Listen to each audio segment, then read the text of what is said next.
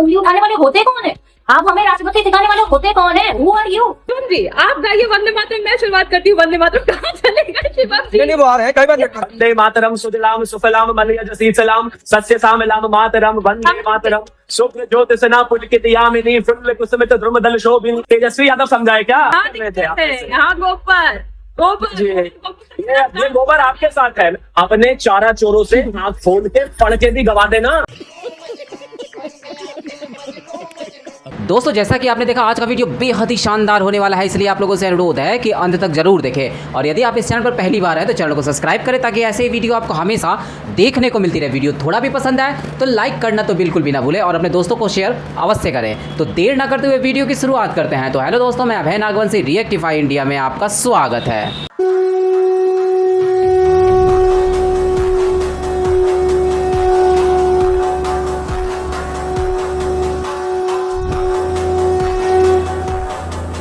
वंदे मातरम पे तो आदरणीय मल्लिकार्जुन खड़गे जी ने साफ साफ बता दिया है कि वहां पर उनको कुर्सी देने की बात हो रही थी, जिसको उसको पूरी तरीके से एक गलत रूप में प्रस्तुत किया गया, जिसके अलावा कुछ नहीं है। वहां पर पूरा अनइंटरप्टेड वहां पर जो है वंदे मातरम बजाया गया। रोम रोम भाइयों, इतनी इमरजेंसी थी कि बीच में वंदे मातरम रोकना पड़ा।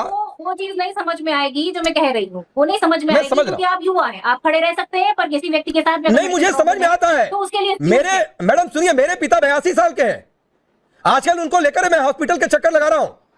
तो बेहतर ठीक है सुनिए, तो मुझे बुजुर्गों का मतलब समझ में आता है तो मुझे ज्ञान मत दीजिए। अब सुनिए मैडम, अगर जरूरत थी कुर्सी की तो कुर्सी दोबारा लगी होती और उस पर किसी को कोई एतराज नहीं होना चाहिए, और किसी को एतराज नहीं होना चाहिए। मैं कह रहा हूं और बिल्कुल उनकी उम्र स्वास्थ्य का ध्यान रखकर कह रहा हूं। पहली बात, बाद में कुर्सी नहीं लगी थी। कौन है ये लोग? पवन खेड़ा ने कहा कि 1937 की CWC में जो तय किया गया था वही गाना चाहिए था, यानी ये वाला नहीं गाना चाहिए था। और 1937 की CWC में क्या हुआ था कि वंदे मातरम पूरा मत गाओ और भारत माता की जय मत बोलो। ठीक है, ये मुस्लिम लीग ने कहा था, CWC की बात नहीं, मुस्लिम लीग ने तब कहा था और बाद में उसको लेकर बातें। अब सुन लीजिए पूरा प्लीज, मुझे मालूम है सवाल मेरा बड़ा हो रहा है, उतना ही आपको समय दूंगा जवाब के लिए। पवन खेड़ा ने कहा 1937 की CWC में जो तय किया गया वही गाना चाहिए। शकील अहमद खान ने क्या कहा कि जो आज हुआ वो कांग्रेस की परंपरा में नहीं। बात तो सही है। अब मुझे बताइए, 3 नेता 3 बयान, सच क्या है? कांग्रेस वर्किंग कमेटी जो 1930 जो है 7 की बात आप कर रहे हैं वो भी पूरी तरीके से सच है और 80 सालों तक हमने उसको फॉलो भी किया है। आप उंगली उठाने वाले होते कौन है? आप हमें राष्ट्रपति सिखाने वाले होते कौन है? Who are you?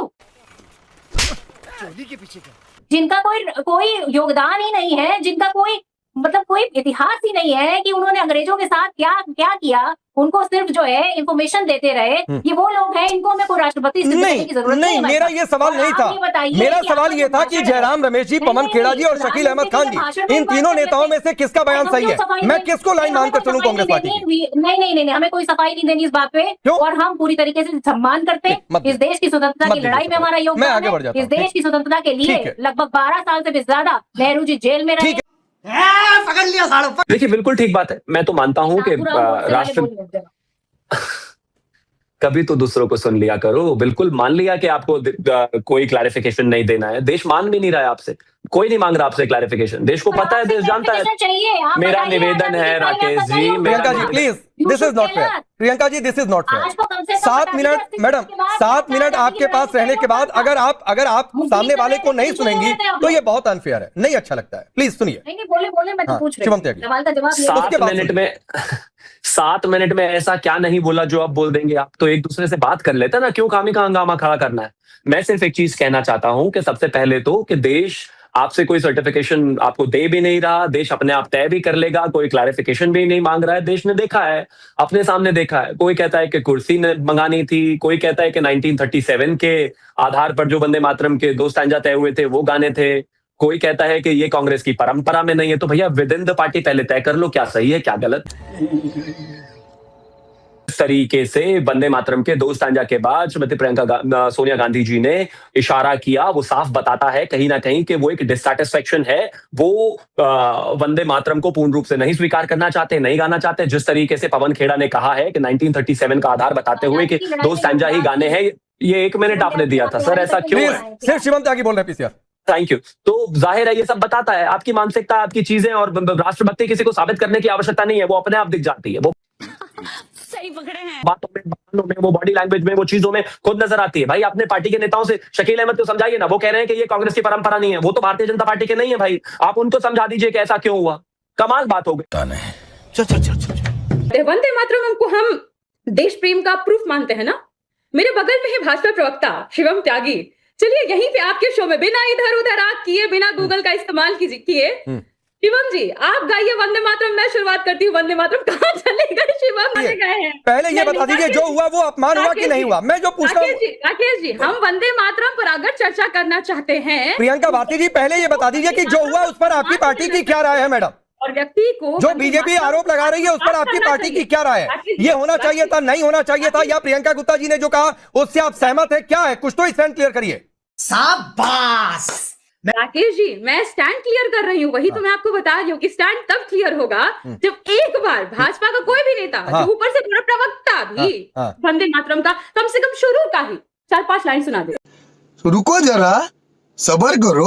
कहाँ गए शिवम त्यागी? पहले मैडम आप मेरे सवाल का जवाब दे दीजिए, मेरे सवाल का जवाब दे लीजिए, फिर आप शिवम त्यागी से जो मना है पूछते रहिएगा। जो मैंने पूछा उस पर अपनी लाइन क्लियर कर लीजिए पहले। मुझे तो जहां तक समझ में आया कांग्रेस ने स्टैंड क्लियर कर दिया। उन्होंने तो बता दिया खड़गे जी बुजुर्ग हैं, उनके लिए मतलब आप कुर्सी सहमत मत रही थी। ठीक। लेकिन प्रवक्ता कहाँ गए भाजपा के? गायब हो गए स्क्रीन से, वो भाग गए ना। एक बार जोड़िए। अरे मैडम नहीं होता कई बार, आप कहिएगा तो हम सुना देंगे। एक बार मुझे नहीं, मुझे मैं ये मानकर चलता हूं कि यहाँ पर वंदे मातरम सबको याद होगा, नहीं याद और है। सबको पता कहाँ होगा। गए उनको? और अगर कहाँ है भाजपा प्रवक्ता? आप भी मुस्कुरा दिए। कहाँ है प्रियंका भारती जी, मुझे बताया है पीसीआर की नेटवर्क की दिक्कत है, वो यूनिट से नहीं जुड़े हुए हैं, जूम से जुड़े हुए हैं, और जूम मोबाइल नेटवर्क पर काम करता है। ये आपको यस पीसीआर दोबारा कनेक्ट कर रहा है, ये आपको अच्छे तरीके से पता है। अब आगे बाकी लोगों से राय ले लीजिए। हम गाने के इंतजार में बैठे हैं। आज आपके शो पर वंदे मातरम का वंदन हो जाए। ठीक है, होगा। शिवम त्यागी जुड़ गए हैं।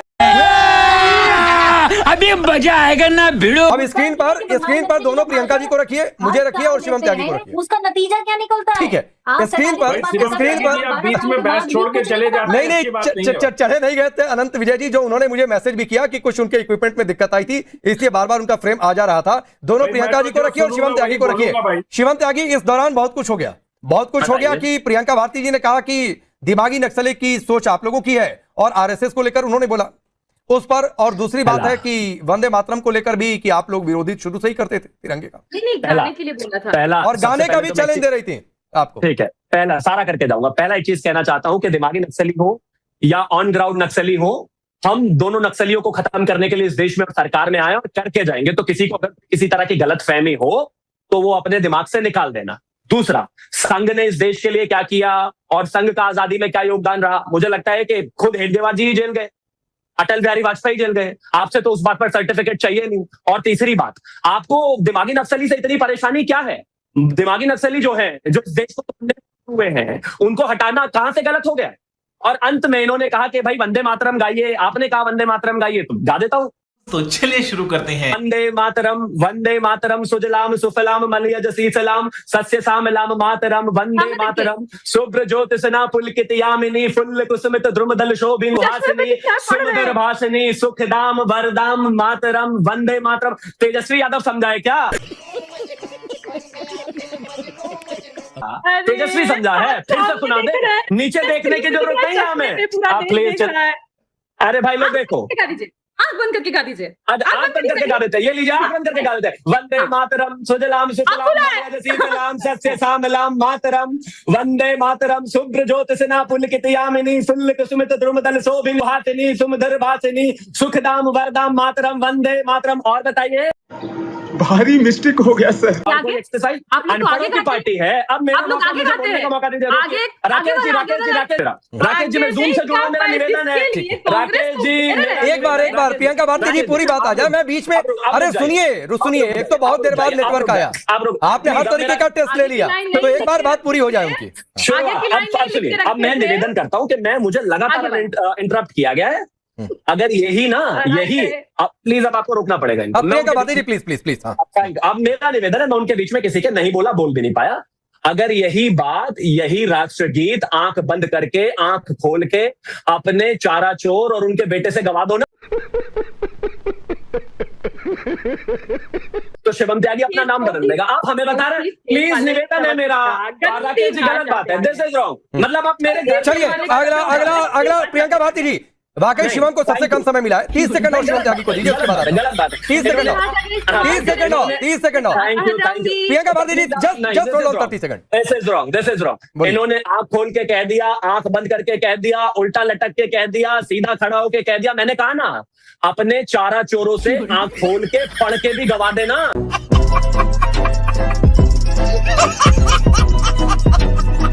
दोस्तों तो कैसी लगी आज की वीडियो, हमें कमेंट बॉक्स में रिप्लाई करना बिल्कुल भी ना भूले। वीडियो अंत तक देखा तो उम्मीद करता हूं कि पसंद तो जरूर आई होगी, इसलिए लाइक करें और अपने दोस्तों के साथ शेयर करना बिल्कुल भी ना भूले।